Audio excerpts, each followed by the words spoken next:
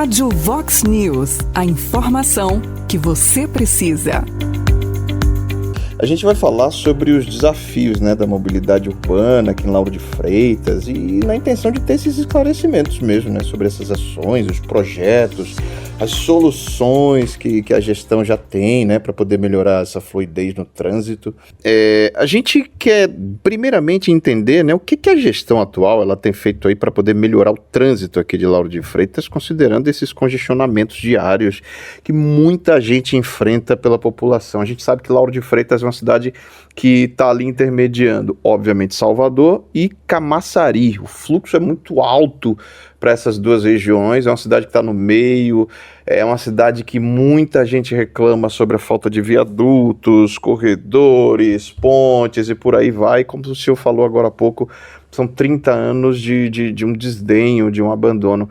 Mas o que a atual gestão tem nesses 2 anos praticamente para poder desenvolver, para poder descongestionar o trânsito congestionado da cidade?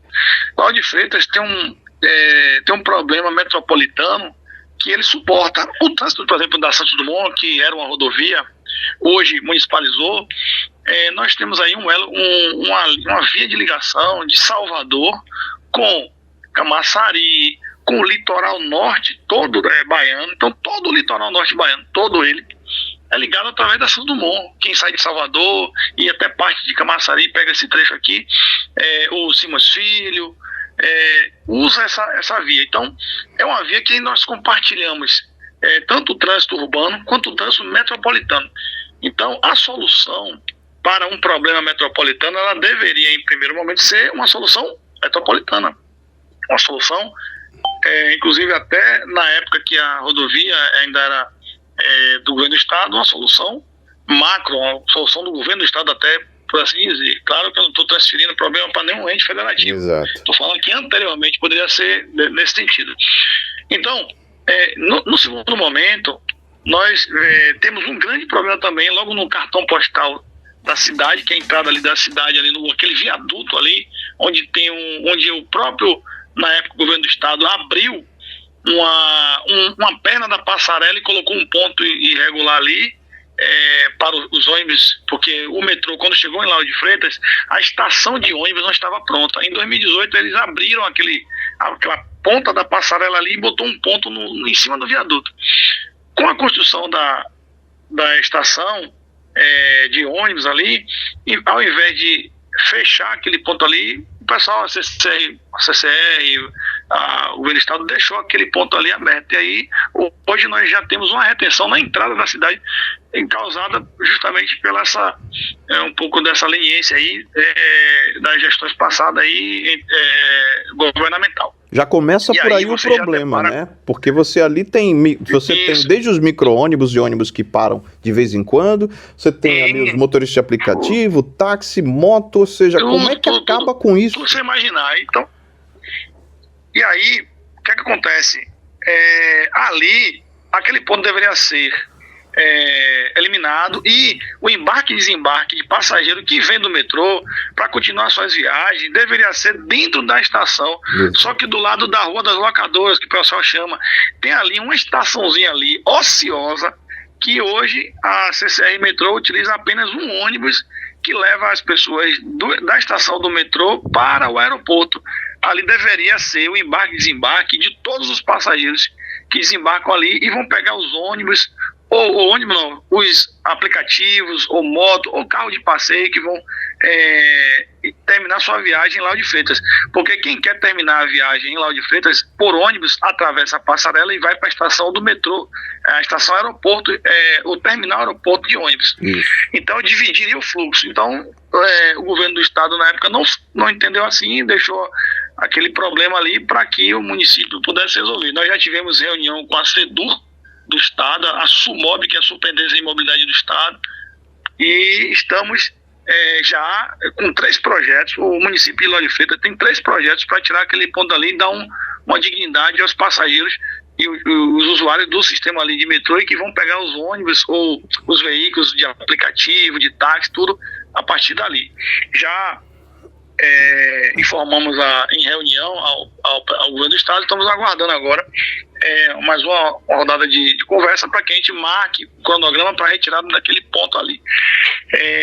Voltando agora ao que você perguntou sobre as intervenções, qual o planejamento do município para a mobilidade ali. Nós temos uma série de intervenções que vão ser feitas na Avenida Santos Dumont, né? E nós já temos agora aqui os projetos prontos. Vamos agora fazer o plano de ação, o cronograma de ação de pequenas medidas ainda para desafogar o trânsito. São oito intervenções que vão ser feitas na Santos Dumont, ao passo que nesse mesmo momento já estamos finalizando um termo de referência para que a gente faça um estudo de mobilidade em toda a cidade. Isso nunca aconteceu lá de Freitas. A Lauro de Freitas não tem uma pesquisa de origem e destino da cidade. Ela fez parte de uma pesquisa em 2012 que compõe a região metropolitana de Salvador, mas aqui o município não tem. Nós estamos fazendo isso, inclusive, são prerrogativas estabelecidas na Política Nacional de Mobilidade, e nós aprovamos recentemente a Lei de Políticas Públicas de Mobilidade, e nós fizemos estudos preliminares em junho do ano passado, né, para que a gente planeje, para que a gente execute um plano de mobilidade que ele já está pronto, em breve deve estar sendo publicado. Então nós temos cronograma de ação, nós temos vamos atacar esse problema de mobilidade na questão da Santos Dumont. Nós temos estudo nacional de mobilidade urbana, inclusive com trechos até terminal de Portão, inclusive com outros modais de transporte público, criação de corredor estruturante. Então, claro que isso, em um ano de gestão, né, da prefeita Débora Regi, é impossível você equacionar problemas de 20, 30 anos, um crescimento também desordenado na cidade aqui. Nós percebemos que em um ano a frota de veículos aqui, por exemplo, cresceu 10%. Absurdo. Nós vimos também que a Santos Dumont, que é a chamada a BA99, a conhecida anteriormente, você vê que as pessoas, as gestões anteriores, elas admitiam vários centros comerciais. Então a via perdeu sua característica de uma rodovia, de ligação de uma cidade para outra, e agora é uma via arterial com vários lotes lindeiros, com comércio, com shopping, com tudo. Então tudo isso, Lauro de Freitas, eu posso assim dizer que agora a gestão está suportando esses problemas que foram de gestões anteriores. Exato. De 20, 30 anos atrás. Então a cidade não apesar de que isso é uma cidade nova, próxima a Salvador, mas tem problemas metropolitanos, problemas inclusive de esferas maiores, mas que o município está atento. Estamos sim com o plano de mobilidade pronto para ser publicado. Nós fizemos consulta pública, fizemos audiências públicas. Então, em um ano, nós preparamos todos os arcabouços, todo o normativo. Estamos arrumando a casa do ponto de vista de estrutura interna para atender essas novas demandas. Então, a gente recebeu uma secretaria totalmente defasada, não tinha viaturas, não tinha pessoal, tinha gente já servidor, mas em algumas áreas não tinha as pessoas específicas com a qualificação técnica para a área. Hoje, efetivo e tal, tudo para que possa ser reorganizado. Para que eu possa ter isso. E a Secretaria de Mobilidade não é uma secretaria tão simples de tocar, é um órgão muito complexo, técnico, são várias frentes, não é só trânsito, transporte, é o social, é a questão de passe do idoso, passe do deficiente físico para o transporte municipal. Nós temos aqui também a questão do transporte público complementar. Nós temos um transporte metropolitano que perdeu sua característica de metropolitano e agora meio que se confunde com o transporte urbano aqui na cidade. Então isso também no plano de mobilidade urbana deve ser equacionado. Então são problemas de décadas que a gestão atual está suportando e vem planejando realmente. E certamente, assim Deus permitir, em breve o plano vai ser autorizado, vai ser aprovado, a gente vai começar a execução, as intervenções na Santos Dumont, não só nela, mas temos aqui Luiz Tarquinho. Nós vamos começar a sinalização viária, a cidade, quem transita pela cidade vê que a sinalização é bastante ineficiente, inexistente em vários casos, que nós estamos agora finalizando o processo de contratação para a sinalização de toda a cidade. Então, os estudos indicaram, né, uma quantidade de placas, de metros quadrados de tinta, tal, tudo isso foi cuidadosamente pesquisado, certo, analisado, para que a gente possa dar o melhor para a cidade aqui. Secretário, a gente sabe dessa demanda que é altíssima, é um calcanhar de Aquiles, não deixa de ser de qualquer gestão, e principalmente de uma cidade como a de Lauro de Freitas, né, que está, como eu falei no início, no meio, né, que bom que faz parte do meio da capital, é a cidade da região metropolitana mais próxima, né, da capital, e ali atrelado da Camaçari também, onde o fluxo tem sido muito grande com o passar dos anos, né, de muitos moradores indo para Abrantes, Arembepe e por aí vai. É rota para muita gente de feriadões, final de semana, é o caos diário para sair, para entrar em Lauro de Freitas. A gente sabe dessas rotas alternativas, né, viárias, construções. Mas tem uma situação também que pega muita gente, não só o popular de Lauro de Freitas, tem muitos moradores de Lauro de Freitas que se queixam, aí já não é só o motorista, da falta de capacidade da mobilidade.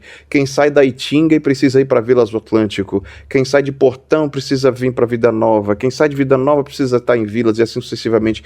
Por que é tão difícil transitar em Lauro de Freitas? E dentro dessa segunda questão, é muito importante salientar a fiscalização do transporte clandestino, secretário, que é uma das maiores reclamações, né? Tem algumas medidas que estão sendo aplicadas para poder coibir essa prática, porque do mesmo jeito que os moradores, os populares, a quem não mora em Lauro, mas precisa estar em Lauro, ou não tem um veículo próprio, precisa do transporte público, e esse transporte público acaba sendo ineficaz, e além da falta de qualidade, que aí já é uma outra pauta, né, do serviço, por que as gestões... Tudo bem, que o senhor já explicou dos 30 anos da gestão, mas nesses 2 anos, o que a gestão tem feito para coibir e fiscalizar melhor e punir os transportes clandestinos que parte da população aplaude porque acaba ajudando e outra condena porque você acaba não tendo uma seguridade. Você está dentro de um transporte que não é... É um ano, viu? Não são 2 anos de gestão, não. 1 ano a prefeita Débora Reis tem aqui no município. Mas vamos lá. Quem sai de Itinga para Portão e tal, tem uma via... chamada Gerino de Souza, ou Estado Trabalhador. Ali é uma ligação principal que a pessoa não precisa utilizar a Avenida Santos Dumont, que é a BA-099. Existe o transporte da Translauf, que é o transporte da cooperativa aqui, Translauf, que é o nosso transporte municipal regido por cooperativa. E o transporte metropolitano, que a maioria das vias ou das linhas é ligada direto à estação do aeroporto.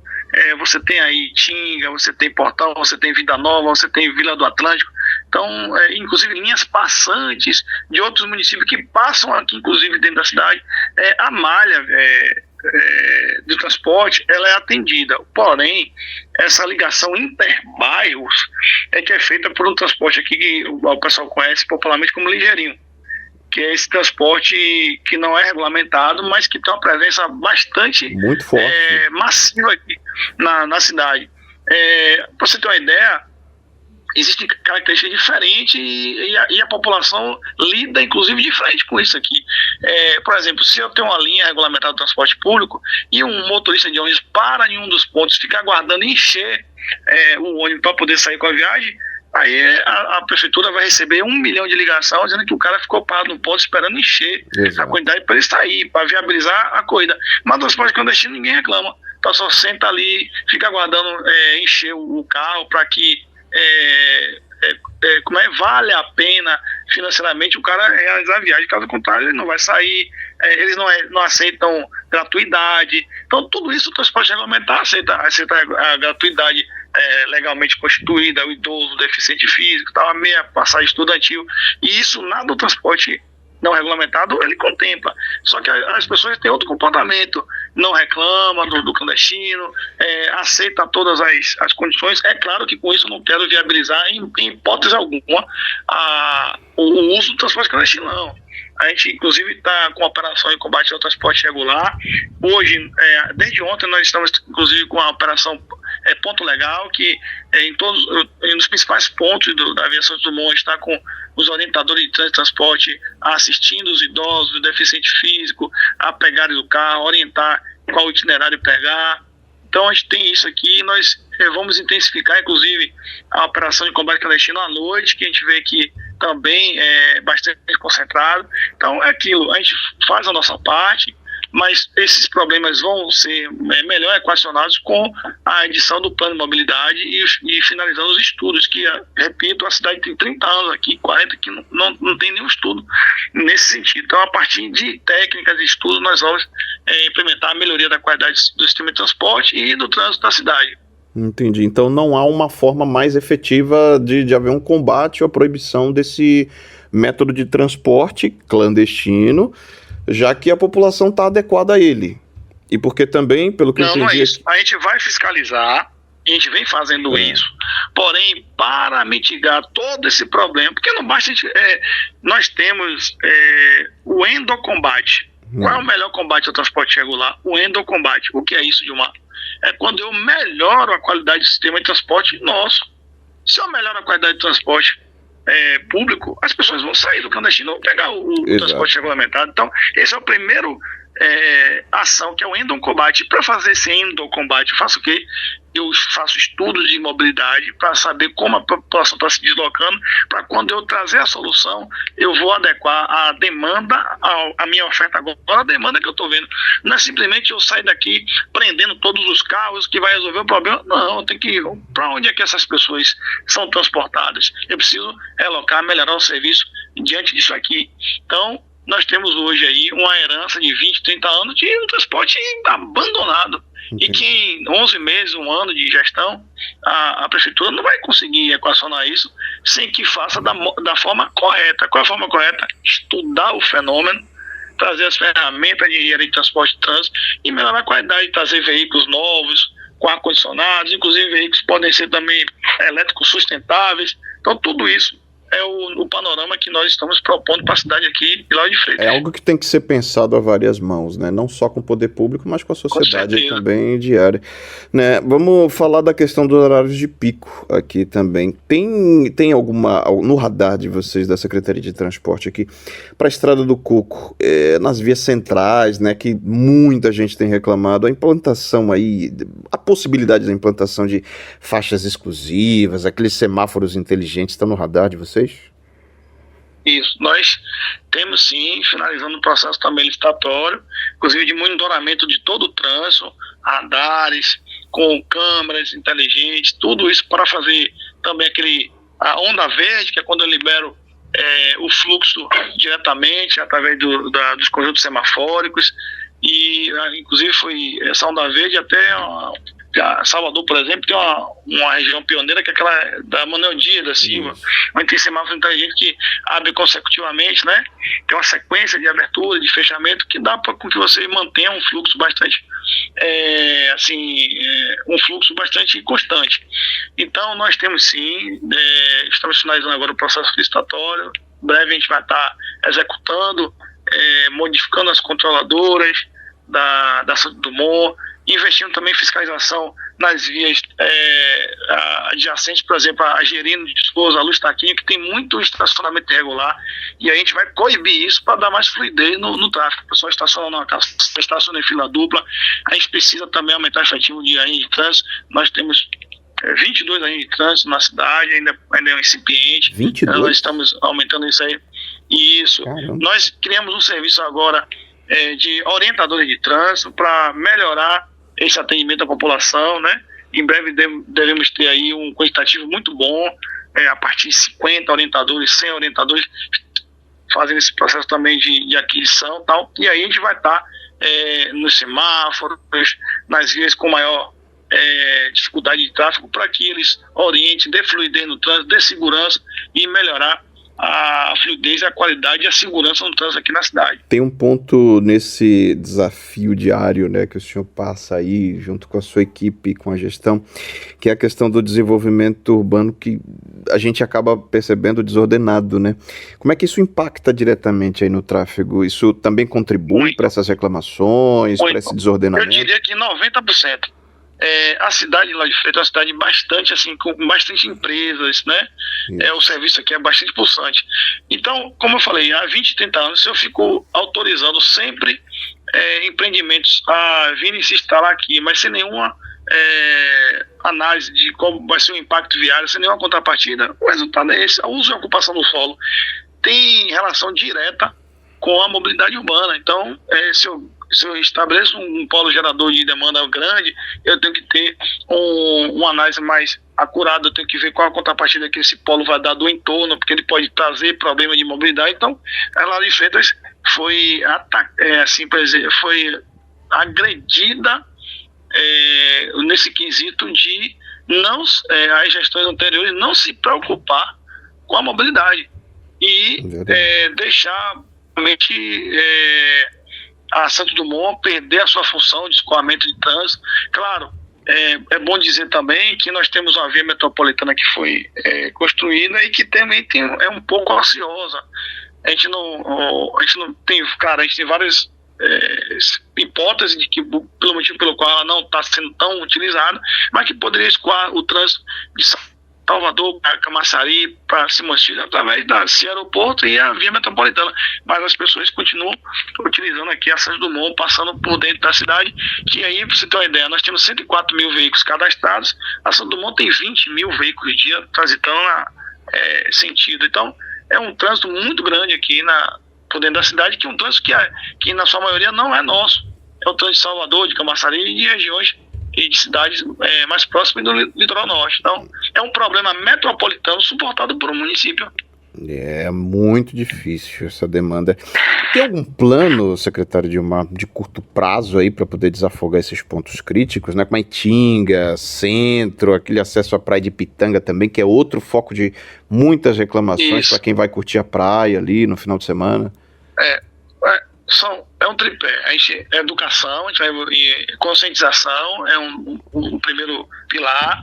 O segundo é a fiscalização. Realmente as pessoas também querem ir para a praia, querem deixar o carro em qualquer lugar. Às vezes é uma rua com único sentido, aí a pessoa se enche no direito de largar o veículo lá e ir para a praia, quer estacionar carro em canteiro central, onde ele verificar que é seu modo de ver, dá para deixar o veículo, deixa e vai curtir a praia. Isso aí a gente vai ter que intensificar também a fiscalização. E terceiro, as modificações, né, do tráfego, sinalização, modificação de fluxo de sentido de via, enlarguecimento de determinadas vias, instituição de viadutos elevados, passarela para dividir um pouco o fluxo em determinada região. Isso é um planejamento bem padrão do que a gente, claro, tem costume na engenharia de trânsito e transporte. Então, a gente está, assim, cuidando disso, nós estamos atentos a tudo isso, só que existe um tempo, né? A nossa gestão é nova aqui, precisa se cercar de estudos, e estudo não é uma coisa que você faz de um dia para o outro. Nós estamos nos cercando de tudo o que é técnico e o que é lícito, para que a gente lance o certame, que a gente execute as obras, tudo sem nenhum problema.